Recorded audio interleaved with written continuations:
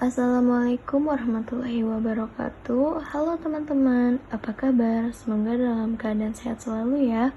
Di dalam video ini kami dari kelompok 5 ingin menjelaskan mengenai materi keberatan dan banding, yaitu ada saya sendiri, Ayasa Anggi, lalu ada teman-teman saya, ada Ira Rosida, ada Niken Salsabila, Hafifah Julia Rachman, Siti Aisyah, Anissa Fitriani, Aminatul Zahro, Risma, dan juga Rahmatilka. Baik, disimak videonya ya teman-teman. Keberatan. Pertama, kita bahas dulu nih tentang keberatan. Apa sih keberatan itu? Menurut Kamus Besar Bahasa Indonesia, keberatan itu berarti tidak setuju. Ya, kamu pasti pernah dong merasa keberatan, seperti keberatan dengan kontrak kuliah atau keberatan dengan tugas kuliah yang diberikan oleh dosen. Nah, ternyata di bidang perpajakan ada juga nih keberatan. Di bidang perpajakan, keberatan berarti WP merasa kurang atau tidak puas atas suatu ketetapan pajak yang dikenakan atau atas pemotongan atau pemungutan oleh pihak ketiga. Dalam hal ini, WP boleh mengajukan keberatan. Dan pertanyaannya, apa aja sih yang bisa WP ajukan untuk keberatannya? Yang pertama, ada SKPKB. Yang kedua, ada SKPKBT. Yang ketiga, ada SKPLB. Yang keempat, ada SKPN. Dan yang terakhir, kelima, ada pemotongan atau pemungutan oleh pihak ketiga, atau di dunia perpajakan lebih dikenal dengan istilah output. Dalam pengajuan keberatan, ada ketentuan-ketentuannya juga nih. Keberatan diajukan kepada kantor pelayanan pajak atau KPP di tempat WP terdaftar dan atau tempat pengusaha kena pajak dikukuhkan melalui 1. Penyampaian secara langsung termasuk disampaikan ke kantor pelayanan penyuluhan dan konsultasi perpajakan atau KP2KP dalam wilayah kerja KPP, tempat WP terdaftar dan atau tempat PKP dikukuhkan. Penyampaian surat keberatan akan diberikan tanda penerimaan surat. Kedua, melalui pos dengan bukti pengiriman surat. Ketiga, melalui perusahaan jasa ekspedisi atau jasa kurir dengan bukti pengiriman surat atau e-filing melalui ASP atau Application Service Provider. Penyampaian surat keberatan dengan e-filing melalui ASP akan diberikan bukti pengiriman elektronik, tanda penerimaan surat, bukti pengiriman surat, dan bukti pengiriman elektronik akan menjadi bukti penerimaan keberatan. Nah, pengajuan keberatan yang dituangkan dalam bentuk surat keberatan harus memenuhi syarat-syarat berikut ini. Pertama, secara tertulis dalam bahasa Indonesia. Kedua, menyebutkan jumlah pajak terutang, jumlah pajak dipotong atau dipungut, jumlah rugi menurut WP, dan disertai alasan-alasan yang menjadi perhitungan. Ketiga, 1 keberatan untuk 1 surat ketetapan pajak, 1 pemotongan pajak, atau 1 pemungutan pajak. Keempat, WP sudah melunasi pajak minimal sejumlah yang disetujui WP dalam pembahasan akhir hasil pemeriksaan. Kelima, diajukan dalam jangka waktu 3 bulan sejak tanggal dikirim surat ketetapan pajak atau sejak tanggal pemotongan atau pemungutan pajak oleh pihak ketiga, kecuali WP dapat menunjukkan bahwa jangka waktu tersebut tidak dapat dipenuhi karena keadaan di luar kekuasaan WP atau force majeure. Keenam, surat keberatan ditandatangani oleh WP. Apabila surat keberatan tidak ditandatangani WP, maka harus dilampiri dengan surat kuasa khusus. Dan jika WP memperbaiki surat keberatan yang telah disampaikan, maka tanggal penyampaian perbaikan surat keberatan merupakan tanggal surat keberatan diterima. Untuk keperluan pengajuan keberatan WP, dapat meminta DJP untuk memberi keterangan secara tertulis mengenai hal-hal yang menjadi dasar pengenaan pajak atau penghitungan rugi. DJP juga wajib memberikan keterangan yang diminta tersebut dalam jangka waktu paling lama 20 hari kerja sejak surat permintaan WP diterima. Jangka waktu pemberian keterangan oleh DJP tidak menunda jangka waktu pengajuan keberatan. Pengajuan keberatan yang tidak memenuhi persyaratan dianggap bukan merupakan surat keberatan, sehingga tidak akan dipertimbangkan dan tidak diterbitkan surat keputusan keberatan. Dan hal ini wajib diberitahukan secara tertulis kepada WP oleh DJP. Penyelesaian keberatan. DJP dalam jangka waktu paling lama 12 bulan sejak tanggal surat keberatan diterima harus memberi keputusan atas keberatan yang diajukan. Jika dalam jangka waktu 12 bulan telah lewat dan DJP tidak memberi suatu keputusan, maka keberatan yang diajukan tersebut dianggap diterima dan wajib diterbitkan surat keputusan keberatan sesuai dengan keberatan WP. Keputusan keberatan bisa berupa 1. Mengabulkan seluruhnya, 2. Mengabulkan sebagian, 3. Menolak, 4. Menambah besarnya jumlah pajak yang masih harus dibayar. Kondisi pertama, dikabulkan sebagian atau seluruhnya. Untuk kondisi ini, apabila terjadi kelebihan pembayaran, pajak dikembalikan dengan ditambah imbalan bunga sebesar 2% per bulan, dengan waktu paling lama 24 bulan dengan ketentuan 1. SKPKB dan SKPKBT dihitung sejak tanggal pembayaran yang menyebabkan kelebihan pembayaran pajak sampai dengan diterbitkannya surat keputusan keberatan. 2.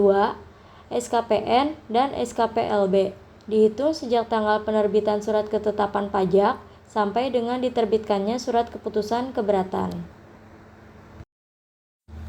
Selanjutnya, ditolak atau dikabulkan sebagian. Pada kondisi ini, WP akan dikenai sanksi administrasi berupa denda 50% dari jumlah pajak berdasarkan keputusan keberatan, dikurangi dengan pajak yang telah dibayar sebelum mengajukan keberatan. Contoh, untuk tahun pajak 2015, SKPKB dengan jumlah pajak yang masih harus dibayar sebesar 1 miliar rupiah diterbitkan terhadap PT ABC. Dalam pembahasan akhir pemeriksaan, WP hanya menyetujui pajak yang masih harus dibayar sebesar 400 juta rupiah. WP telah melunasi sebagian SKPKB tersebut sebesar 400 juta rupiah, kemudian mengajukan keberatan atas koreksi lainnya. DJP mengabulkan sebagian keberatan WP dengan jumlah pajak yang masih harus dibayar menjadi 700 juta rupiah. Sanksi administrasi sama dengan 50% dikali 700 juta rupiah dikurang 400 juta rupiah sama dengan 150 juta rupiah. Hal-hal yang dapat dilakukan dalam proses penyelesaian keberatan antara lain 1. DJP meminta keterangan, data, dan atau informasi tambahan dari WP. Kedua, WP dapat menyampaikan alasan tambahan atau penjelasan tertulis untuk melengkapi dan atau memperjelas surat keberatan yang telah disampaikan baik atas kehendak WP yang bersangkutan maupun dalam rangka memenuhi permintaan DJP. Ketiga, DJP melakukan pemeriksaan untuk tujuan lain dalam rangka keberatan untuk mendapatkan data atau informasi yang objektif yang dapat dijadikan dasar dalam mempertimbangkan keputusan keberatan. Baik, tadi kita sudah mengenal atau mengetahui apa itu keberatan. Sekarang kita akan membahas tentang banding. Banding adalah upaya hukum yang dapat dilakukan oleh wajib pajak atau penanggung pajak terhadap suatu keputusan yang dapat diajukan banding berdasarkan peraturan perundang-undangan perpajakan yang berlaku.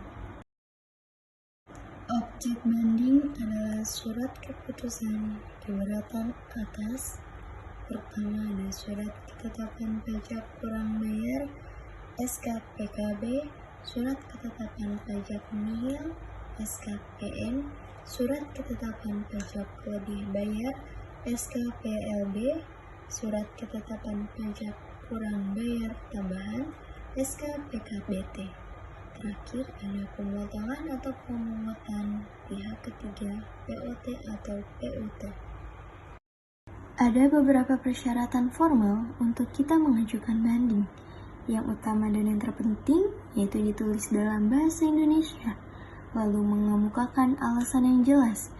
Setelah itu diajukan dalam waktu 3 bulan sejak keputusan atau keberatan diterima, serta dilampiri dengan salinan surat keterangan keberatan. Dan yang terakhir, terhadap satu keputusan diajukan, satu surat banding. Atas permohonan banding, keputusan banding bisa berupa dikabulkan seluruhnya, dikabulkan sebagian, ditolak, dan ditambah. Contoh, untuk tahun pajak 2015, SKPKB dengan jumlah pajak harus dibayar sebesar 1 miliar diterbitkan terhadap PT ABC dalam pembahasan akhir pemeriksaan. WP hanya menyetujui pajak yang masih harus dibayar sebesar 400 juta. WP telah melunasi sebagian SKPKB tersebut sebesar 400 juta. Kemudian mengajukan keberatan atas koreksi lainnya. DJP mengabulkan sebagian keberatan WP dengan jumlah pajak yang masih harus dibayar menjadi 700 juta. Selanjutnya, WP mengajukan permohonan banding dan oleh pengadilan pajak diputuskan besarnya pajak yang masih harus dibayar menjadi 650 juta. WP dikenakan sanksi administrasi yaitu 100% dikali 650 juta dikurangi 400 juta, yaitu total hasilnya adalah 250 juta. Prosedur pencabutan banding. Yang pertama, diajukan dengan surat pernyataan pencabutan kepada pengadilan pajak. Yang kedua, diajukan dengan surat pernyataan pencabutan kepada pengadilan pajak. Yang ketiga, diajukan dengan surat pernyataan pencabutan kepada pengadilan pajak. Yang keempat, jika dilakukan sebelum sidang, keputusannya berdasarkan penetapan ketua. Yang kelima, jika diajukan setelah sidang, maka keputusannya dari majelis atau hakim tunggal melalui pemeriksaan atas permohonan banding yang dicabut tidak dapat diajukan kembali. Sekian penyampaian materi dari kami. Terima kasih. Wassalamualaikum warahmatullahi wabarakatuh.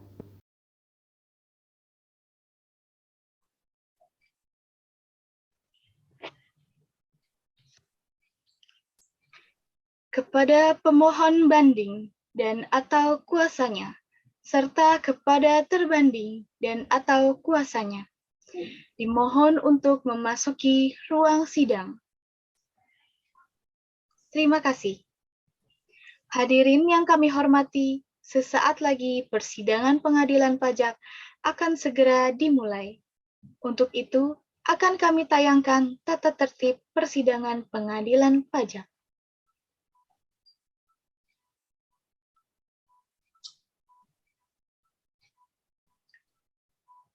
Berikut merupakan tata tertib yang harus dipatuhi oleh para hadirin sekalian.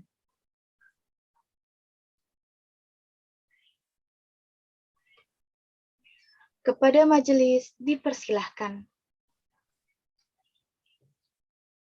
Hadirin persidangan nomor 113704 garis miring PP garis miring N 2 Romawi N garis miring 16 garis miring tahun 2012. Persidangan dinyatakan dibuka untuk umum. Selamat siang. Assalamualaikum warahmatullahi wabarakatuh. Salam sejahtera untuk kita semua. Supaya diperkenankan terlebih dahulu siapa yang hadir beserta statusnya, apakah pembanding sendiri diwakilkan atau dari pihak terbanding sendiri dalam pemeriksaan pajak. Silahkan. Baik, Assalamualaikum warahmatullahi wabarakatuh. Salam sejahtera bagi kita semua. Saya Anissa Fitriani sebagai penguasa pemohon banding untuk menyampaikan tanggapan atas uraian terbanding terkait permohonan banding yang telah kami sampaikan bahwa menurut kami pengukuhan PKP atau pengusaha kena pajak kepada pemohon banding adalah cacat hukum karena PKP Parma Sleman telah melampaui batas kewenangannya. Dalam melakukan pengukuhan PKP dan tidak didasarkan pada ketentuan yang berlaku, yaitu menurut pemohon banding, ketentuan yang berlaku ada dalam PMK nomor 197 garis miring PMK 03 garis miring 2013 tahun 2013 yang mulai berlaku sejak tanggal 1 Januari 2014. Bagi para pemohon banding pajak sudah menerima permohonan banding yang diajukan, dan kami juga telah mempelajari bahwa kami pengguna banding mempermasalahkan mengenai penetapan pajak secara jabatan oleh KPP sesuai dengan PMK 190 tahun 2013. Pemohon banding belum wajib menjadi pengusaha kena pajak. Sedangkan banding dalam pemeriksaan pajak KPP sudah diwajib menjadi PKP sesuai dengan nomor 8 tahun 2010.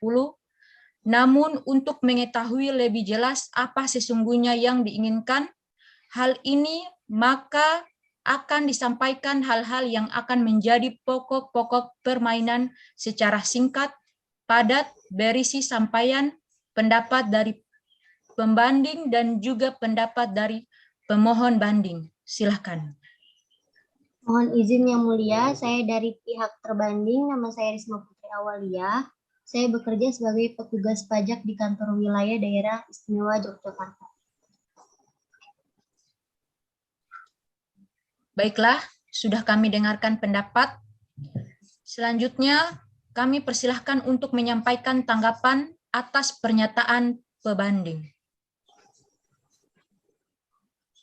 Yang kami hormati Yang Mulia Hakim Pengadilan Pajak, Assalamualaikum warahmatullahi wabarakatuh. Selamat siang dari salam sejahtera bagi kita semua. Izinkan saya untuk menyampaikan tanggapan atas permohonan banding oleh pemohon banding. Berdasarkan pemeriksaan pajak yang telah dilakukan, kami menilai bahwa SKPKB yang telah diterbitkan oleh KPP Sulaiman telah sesuai dengan pasal 13 ayat 1 Undang-Undang KUP. Karena yang pertama, terdapat data objek PPN atas penyalahan obat yang seharusnya dipungut PPN-nya oleh pemohon banding, tetapi tidak dibayarkan dan tidak dilaporkan oleh pemohon banding. Yang kedua, pemohon banding sudah mempunyai kewajiban untuk dikukuhkan sebagai pengusaha kena pajak, tetapi tidak dilaksanakan sehingga terhadap pemohon banding dikukuhkan PKP secara jabatan. Menurut kami, alasan pemohon banding menggunakan PMK nomor 197 tahun 2013 tidaklah relevan karena PMK tersebut baru berlaku sejak 1 Januari 2014. Seharusnya pemohon banding masih menggunakan PMK nomor 68 tahun 2010 dalam menilai batasan pengusaha kecil pajak pertambahan nilai. Demikian Yang Mulia tanggapan atas permohonan banding oleh pemohon banding. Terima kasih.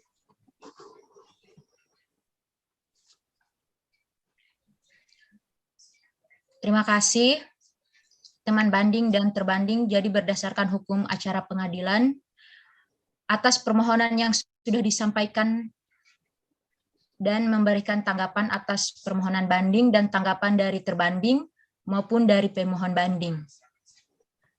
Berdasarkan pertimbangan pemeriksaan majelis dan fakta-fakta serta berdasarkan peraturan yang ada, majelis berpendapat koreksi dasar pengenaan pajak atas penyerahan PPN terutang yang harus dipungut adalah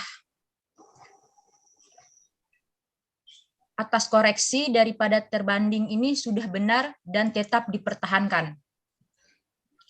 Menimbang bahwa atas hasil pemeriksaan dalam persidangan majelis berkesimpulan untuk menolak banding pemohon banding mengingat berdasarkan nomor Undang-Undang nomor 14 tahun 2002 tentang pengadilan pajak dan ketentuan peraturan perundangan terkait sengketa ini, maka majelis berkesimpulan untuk menolak banding pemohon banding. Adapun putusan yang diambil untuk menolak banding pemohon banding terhadap keputusan Direktorat Jenderal Pajak nomor 00091 /42/5 tanggal 27 Maret 2017 telah tentang keberatan atas surat ketetapan pajak kurang bayar pajak pertambahan nilai barang dan jasa masa pajak Februari 2012 nomor 000-20-12-542-16 tanggal 18 April 2015. Dengan demikian persidangan ditutup.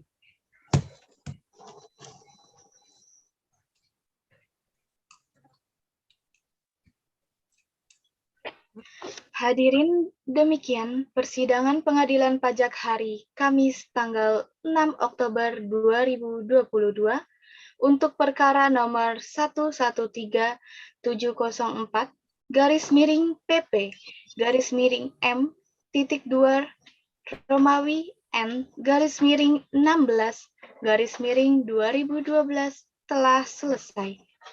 Terima kasih dan selamat sore.